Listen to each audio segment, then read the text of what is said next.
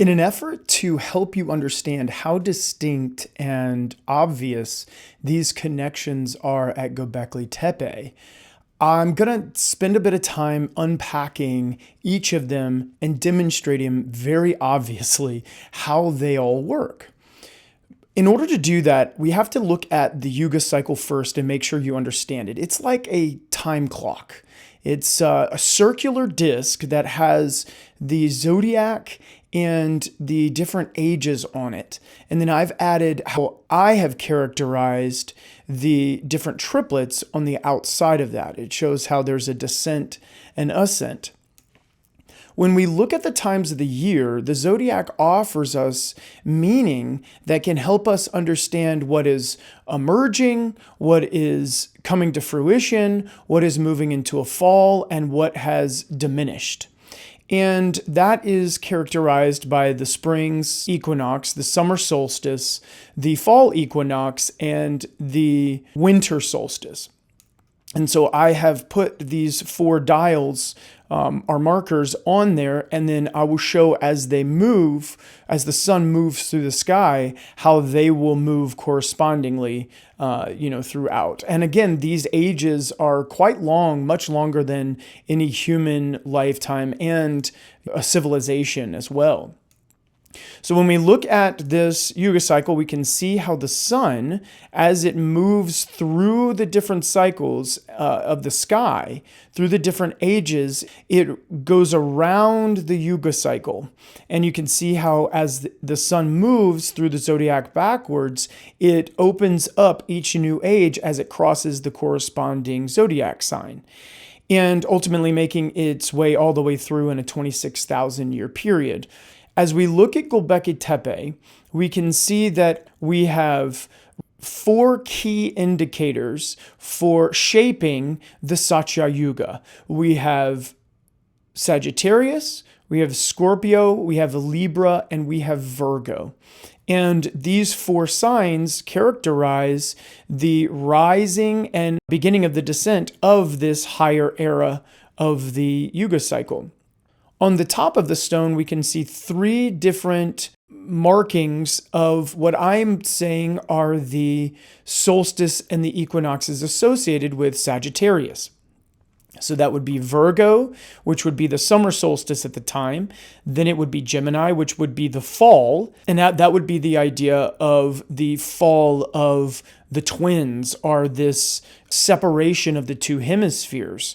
Humanity would be coming fully online, the neurobiology would be completely coherent, and so that would denote the fall of this twin. And then Pisces in the winter solstice.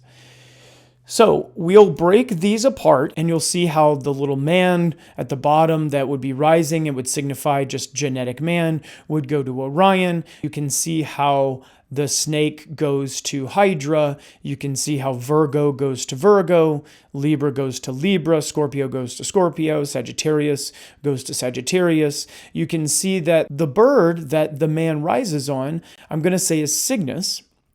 And that is, there are many stories of Cygnus. It flies along the Milky Way galaxy, so it makes sense that mankind would be riding on its back in the rise and fall of its awareness as it moves up through the domestication of the reptilian and mammalian brain, characterized by Canis Major and Hydra.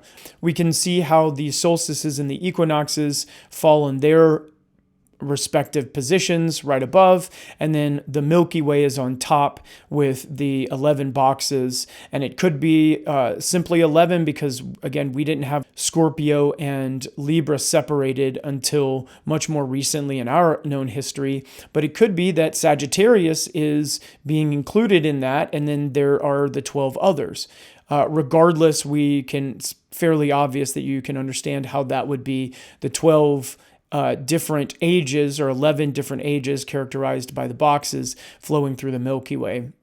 I want to draw your attention to that point at the height of the beginning of Satya Yuga. This is the center of the Milky Way galaxy. It's the brightest portion of our night sky. And what I've done is I have connected one visual to a NASA video with new James Webb imagery. And so what this imagery does is take us from this specific spot. And again, this is the rising of Tepe the Yuga right at Sagittarius and Scorpio. And it will reveal how I am able to demonstrate very clearly that this sign, which is the teapot, top of Sagittarius, right at the center where the sun disk is on the Göbekli Tepe monument, and we will zoom in all the way to the center of the Milky Way galaxy.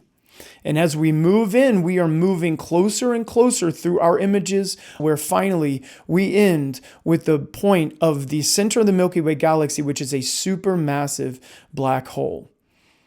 And so I hope you can clearly understand how this is a perfect marker for the rise of human consciousness and connects this cycle that is in all of our major traditions all the way back to 10 to 12,000 years ago and our oldest spiritual traditions. What are they trying to remind us of?